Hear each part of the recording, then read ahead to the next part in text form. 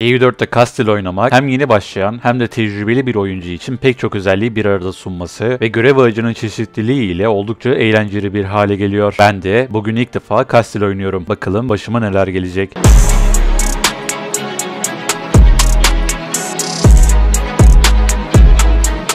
Öncelikle klasik estate'leri ayarlayıp Burgundy'yi kontrol ediyorum ve beni düşman seçmemiş. Bu sayede belki onu kolayca alabiliriz. Ancak oyuna ara verdikten sonra geri döndüğümde sanki bunun olasılığını bir tık düşürmüşler. Çünkü alışmak için birkaç save oynadım ve her defasında Burgundy kendi yolundan gitmeyi seçti. Bunun hakkında güncelleme geldi mi bilmiyorum ancak reis şüphelendi. Her neyse, Kastil'e geri dönecek olursam başlangıçta Navarra'yı vasal almak istiyorum. Yoksa genelde Aragon oluyor. Aragon'u ise saldırmamayı düşünüyorum. Ancak ileride duruma göre bir humiliate atmak için veya Fransa ile sınırını kesip toprak bütünlüğünü sağlayabilmek için girebiliriz. Oyunun gidişatına göre buna karar vereceğim. Aynı zamanda Kastil'in gemi doktrinlerinde Grand Armada diye bir özelliği var. Bunu almanızı da tavsiye ederim. Gördüğünüz gibi bu özellikleri sağlıyor. İleride bir görev içinde şimdiden flagship basmaya başlayabilirsiniz. Aynı zamanda puan elde ettikten sonra state organizasyonlardan altın toprağınızın production'ını arttırabilirsiniz. Bakalım, oldukça sakin bir oyun geçirmeyi umuyorum. Derken oyun başlayalı daha bir yıl bile olmadan Navarra bize PYU'ya düştü. Aragon da bunun için savaş ilan etti. Defansif bir savaş olduğu için benim tüm müttefiklerim geldi. Sanırım Aragon için planları değiştirebiliriz. Bildiğiniz gibi oyun başında bir iç savaşta yiyoruz ve mümkün olduğunca bunu hızlı bitirmemiz gerekiyor. Şansıma Aragon ordularını Ibiza adasında tutunca gemi üstünlüğü sayesinde rahatça isyanıma odaklanabiliyorum ve çıktığı gibi kesip bastığım paralı askerleri de siliyorum. Biraz zor duruma düşürün diye Grand Camp'ini almıştım ancak gerek yokmuş. Biraz da papaya harcayarak papaya verin. Görev ağacımızda papa ile ilgili birkaç şey var ancak bu sadece Kastil olduğumuz için değil, papalı influence kasmak için her Katolik devletiyle alınmasında fayda var. Bu isyanlar sırasında böyle bir event daha gelecek. Burada bence gereksiz para harcamaya gerek yok. Zaten çıkan isyancı da o kadar güçlü olmuyor. Bu yüzden paralı askerleriniz ile bunları da yenmenizi tavsiye ederim. Aragon ile de savaşımızı müttefiklerimiz sayesinde kılımı bile kıpırdatmadan kolayca bitirdim. O sırada profesyonellik kastım çünkü bir görev için en az %15 profesyonelliğe ihtiyacımız var. Aragon'dan ise Malta'yı alıp Navarra ile de birkaç toprağı paylaştım. Fransa'da artık Aragon'a giremez. Defansif bir savaş olduğu için de çok da agresiflik kazanmadık. O yüzden bizim için iyi oldu diyebiliriz. Ardından ise Civil War'ın hızlıca çıkması için barışta beklemek istesem de Portekiz beni Granada Savaşı'na çağırıyor. Yanında güçlü müttefikler gelse de donanma üstünlüğüyle geçirmiyoruz. Ve Portekiz'in de Granada'dan toprakları almasını engellemek için tüm topraklarını öncelikle ben seçiyorum. Bu sayede sadece birazcık zaman kaybederek bu savaşı da kolayca bitireceğiz. Savaşın biraz daha hızlı bitmesini istediğim için donanmaları uzaklaştırıyorum. Ve bu sayede düşman yemi yutup karşıya geliyor. Kolayca ordularıyla savaşırken Boğaz'ı tekrar bloke ediyorum ve tüm ordularını kesiyorum. Planlandığı gibi gidiyor ve Portekiz savaşı bitiriyor. Hiç toprak almadı, bana da vermedi. Canı sağ olsun. Öyle boş bir savaş yaptık. Ardından ise benim ilk defa öğrendiğim bir şey oluyor. Aragon, Regency'yi düşünce başına bir kadın yönetici geçiyor. Bende de erkek bir yönetici vardı. Bu sayede İberya evliliği etkinliği tetiklendi. Aslında Kastil oynamaya başlama amacım da birazcık bu evrende kurcalamaktı. Hiç uğraşmadan oyunun bana böyle bir şey öğretmesi beni bir kez daha etkiledi. Bu sayede içimizde de Civil War çıkmadan Aragon'u PYU'ya aldık. Artık endişelenmemiz gereken bir sıkıntı kalmayınca Kuzey Afrika'daki seferlere başlıyorum. Morokko'nun ordusu kesilince vasalları onu isyan etmiş ve Tlemcen'le bir olup ona saldırmışlar. Ben de ava giden avlanır mantığı ile Tlemcen'e savaşı ilan ediyorum. Aragon'da papa olduğu için Crusade açıyor ve kolayca bu savaşı da bitiriyorum. Birkaç toprak aldıktan sonra Morokko'nun kalan kısmına saldırıp vasal alıyorum ki Reconquest'ini kullanabilelim. Yanında Tunus geliyor ancak bu benim işime gelir. Çünkü ondan para artı war rep alıp teknoloji alıyorum ve ilk ID olarak da Innovative kilitliyorum. Herhangi bir sebebi yok. Sadece bu ID'yi çok seviyorum. Yani bir sıralama yapsam direkt S tier'e koyarım. Ardından ise birazcık görev ağacından ilerlemek için Granada ile barışım bitince savaşıyorum ve topraklarını alıyorum. Bu toprakları alınca bir görev tamamlanıyor ve event geliyor. Buraların dinini değiştirelim mi veya olduğu gibi kalsın mı diye. Ben değiştirmenizi tavsiye ederim, yoksa kendiniz değiştiremiyorsunuz. Ardından ise Morokko'nun Reconquest'lerini almak için seferlere başlıyorum ki Portekiz buralarda yayılmasın. Daha yeni kurulan devletler olduğu için oldukça kolay bir savaş oluyor. Burada altın toprağını kendinize de alabilirsiniz ancak Kastil halihazırda güçlü bir ekonomiye sahip olduğu için gerek duymuyorum. Aynı zamanda Ino Ideas'a da gittiğim için mümkün olduğunca az toprak alıp hızlıca bu ideayı bitirmek istiyorum. Şimdi ise Kuzey Afrika'da Portekiz'den kurtulmak için savaşı ilan etmenin vakti geldi. Normalde görevden PYU alabilirim ancak öncelikle koloni idealarına gitmesini bekliyorum ki hızlıca yeni dünyada ilerleyelim. O süreye kadar bunun Afrika'daki topraklarını almak da bizim işimize gelir. Klasik Portekiz zaten ana kırısını kuşatınca salıyor. İngiltere birkaç şey denese de ordularını getirince dağda saldırarak kolayca kesiyorum. Ardından ise Portekizlere barış yenilemek için garanti ettiği devlete saldırıyorum. Çünkü yakında 2. Adiyesini de alacak ve ben de vakit kaybetmek istemiyorum. Daha yeni savaşmıştık, o yüzden kolayca bu savaşı da bitirdim. 5 yıl bekledikten sonra da Peyu'yu almak için saldırıyorum. Şuna dikkat ettim ki Portekiz'in önceki 2 savaşta kalesi vardı. Ancak sonradan silmiş. Yani belli bir yerden sonra ekonomi kaldırmayınca kale siliyor olabilir. Bu hipotezimi de şöyle bir köşeye atıvereyim. Kalesi yoktu, o yüzden kolayca çöktü. Ancak benim istediğim biraz daha fazla. Gemileri toparlayıp İrlanda'dan İngiltere'ye çıkış yapıyorum. Oradan da İskoç'tan geçiş alıp ana karasını tamamen siciliyorum. Oradaki devletler gitse bile klasik İngiltere'ye çıkma taktiği değişmiyor. Geçen savaşta birazcık kişisel algıladığım için Man Adası'nı bile çıkıp tüm gemi ve ordularını siliyorum. Alacağım tek şey ise güzel bir para oluyor. Ve Burgundy'ye de bana düşer diye birkaç toprak veriyorum. Portekiz'den ise Peyu'yu almayı unutmadan savaşı bitiriyorum. Aynı görev Naples'e de Peyu claim sağlıyor. Aragon'un Sicilya'da çıkan 1000 tane isyancısını kestikten sonra kolayca onunla da savaşıyorum. Artık vasallarım o kadar güçlü ki benim savaşmama gerek bile kalmıyor. Naples'i Peyu'yu alıp Sicilya'daki korlarını da kaldırıyorum. İleride bana sıkıntı çıkartmasını istemem. Ve konunun niceliğin İngiltere'de çıkmasıyla birlikte ilk bölümümüzün sonuna gelelim. Başlangıçta böyle bir video hazırlamak aklımda yoktu. Ancak oyunun güzel planları sayesinde böyle bir şey yaptık. Umarım izlerken keyif almışsınızdır. Bir sonraki videolarda görüşmek üzere. Hoşça kalın.